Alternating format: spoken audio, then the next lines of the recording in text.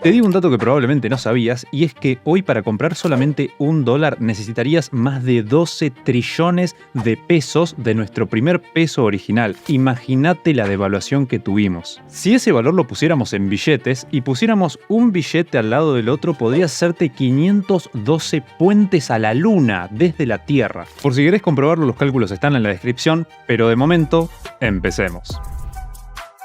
En Argentina tuvimos 4 cambios de monedas en menos de 60 años. Estados Unidos lleva más de 200 con el mismo dólar, el Reino Unido más de 1200 con la libra, y mientras tanto nosotros en 50 y pico de años ya cambiamos 4 veces. La historia de nuestro peso arranca en 1881, cuando Roca, el presidente de aquel momento, crea el peso moneda nacional. Esa fue nuestra primera divisa y se mantuvo casi un siglo hasta 1970. En ese año cambiamos de el peso moneda nacional al peso ley, y esto fue por 2 razones. Primero, por la enorme pérdida de valor que había tenido nuestra moneda, y segundo, porque en 1966 asumió como presidente, entre comillas, Juan Carlos Onganía, y decidió sacarle 2 ceros a nuestra moneda y crear una nueva. Dato no menor, con esta quita de ceros el tipo de cambio estaba 3,80 $1. ¿Y por qué te digo esto? Porque si en aquel momento invertías ese único dólar en, por ejemplo, el S&P 500, inversión típica recontra conocida, a día de hoy tendrías 250 pesos. Lo mismo que si hubieras invertido $1000, hoy tendrías $250.000. Es decir, multiplicabas por 250 veces tu plata invertida en un plazo de 54 años, que son bastantes, pero es mucha la plata que multiplicaste. Por supuesto que en estos años el dólar también se depreció, pero si querés que te cuente la historia del dólar como te hago acá la del peso, hacémelo saber en los comentarios. Y si llegamos a 10.000 likes, hacemos ese video.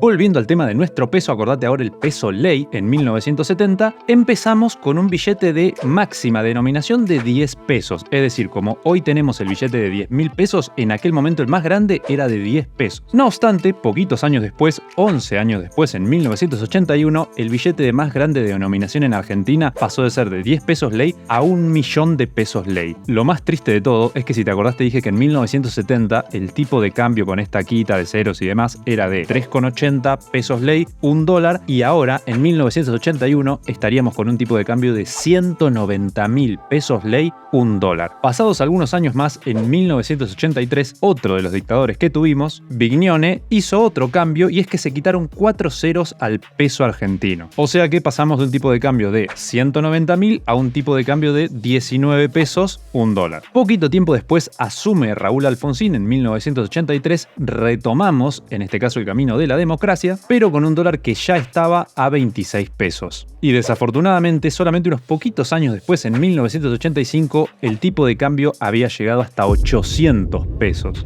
Así que en aquel momento Alfonsín decidió crear el Austral, nuestra nueva moneda, y esta nueva moneda valía más que el dólar. Es decir, con 80 centavos de Austral te comprabas $1. Esto duró lo que Chile en el Mundial. Poquitos años después, en 1989, llega Menem con un tipo de cambio, y escuchá bien, pasamos de 80 centavos a ahora 680 australes para comprar solamente $1. Después de la hiperinflación en 1990, la cifra subió hasta 10.000 australes por un solo dólar, por lo cual se le volvieron a eliminar otros 4 ceros a la moneda y se creó el nuevo peso, que es el peso que tenemos a día de hoy, el peso argentino que vos y yo conocemos. En ese momento, Menem y Cavallo implementaron la convertibilidad, y ahora un peso vale lo mismo que $1. Obvio. Y con este formato llegamos a la crisis del 2001, con 5 presidentes en 11 días, el famoso corralito y la disparada del tipo de cambio a 4 pesos, $1. En ese mismo año se empezaron a emitir pesos provinciales, o sea, monedas que tenían las provincias y que solamente tenían validez en la propia provincia. En Argentina tenemos el famoso patacón, así como hoy en día en La Rioja están los chachos. Dicho sea de paso, si hay alguien de La Rioja, pueden comentarnos acá qué opinan de los chachos, porque cuando yo fui, por lo menos, no me los aceptaron en ningún lado. Y a partir de ahí empieza la historia más reciente. En 2003 asume Néstor Kirchner con un dólar a casi 3 pesos y lo deja un poquito por encima de los 3 pesos, casi nada, en el año 2007. Una devaluación bastante leve para un periodo de 4 años. Después asume Cristina Fernández de Kirchner con ese dólar a 3 pesos y luego de 8 años lo deja a $9,80. Esto significa que se triplicó el precio del dólar, medido en pesos obviamente, pero eso es del dólar oficial. En aquellos años se instauró el cepo y por eso teníamos un dólar oficial y a su vez un dólar paralelo, el famoso dólar blue, que este estaba casi en 15 pesos. Lo cual nos da como resultado una devaluación en esos 8 años del 366%. Llegamos a 2016 y asume Macri, saca el cepo, el dólar sube en un solo día de 9,80, el oficial por supuesto, a 13,9, luego vuelve a poner el cepo de hasta 10.000 pesos, ahí todos nos ponemos a hacer dólar rulo, y ahí lo baja hasta $200 por mes. En septiembre del 2019 el dólar ya estaba en 44 pesos, marcando una devaluación del 348% en muy pocos años. No obstante, el mes siguiente, en octubre del 2019, Alberto Fernández gana las PASO y el tipo de cambio se dispara un 35% en un solo mes, y de hecho fue casi toda esa movida en un solo día, llegando así a los 60 pesos por cada dólar y cerrando la candidatura de Macri rondando los 62 pesos, con una devaluación total del 532%. Asume Alberto Fernández en 2019, pasa la pandemia y todo lo que ya conocemos para llegar a una devaluación del 532% del dólar oficial. Y acá quiero hacer un súper parate para lo siguiente, porque vos dirás, bueno, devaluación es un golpe durísimo, pero ¿eso es todo? ¿Devaluaciones? Ajá. Ajá. Ajá. Ajá. Ajá. Sí. No. Ajá no. Ajá la p***. Te tiro unos datos, pero solamente del año 2000 hacia acá, es decir, estos últimos 24 años. 2001, mega canje de deuda de $30.000 millones.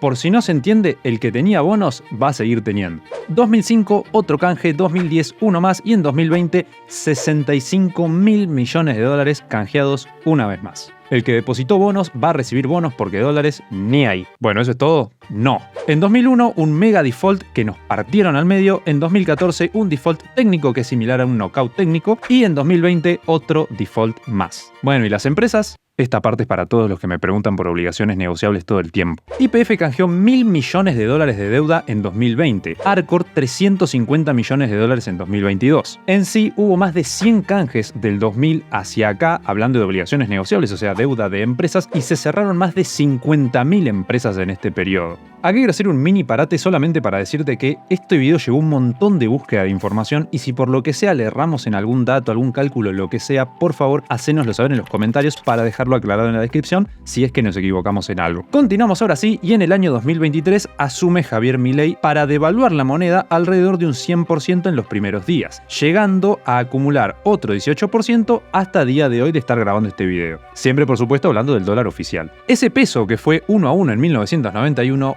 hoy, unos 33 años después, está 1.270 a 1, o 977 el dólar oficial. Como podrás ver y como probablemente sepas, en Inverarg no nos metemos en política, así que me gustaría saber tu opinión de quién para vos fue el mejor presidente de Argentina. Yo me mantengo al margen y solamente doy los datos. En menos de 60 años, nuestra moneda perdió 13 ceros. Tuvimos años muy buenos y otros muy malos, pero desafortunadamente la historia argentina dice que no tendemos a crecer. En este periodo del 2000 hacia acá, YPF perdió un 36% de su valor, pero las demás empresas subieron en su mayoría, aunque no con una clara tendencia alcista. Con todo esto, inversores, llego a dos conclusiones que son las mismas que digo siempre. La primera es, en Argentina invertir es absolutamente una necesidad y algo prioritario. Y segundo, invertir no sirve y no vale la pena si no sabes hacerlo bien. Y esto es porque, como viste, la mayoría de empresas argentinas subieron, pero a pesar de esto, igualmente no convendría haber invertido en todas ellas, al menos no en cualquier momento, porque su movimiento es muy errático.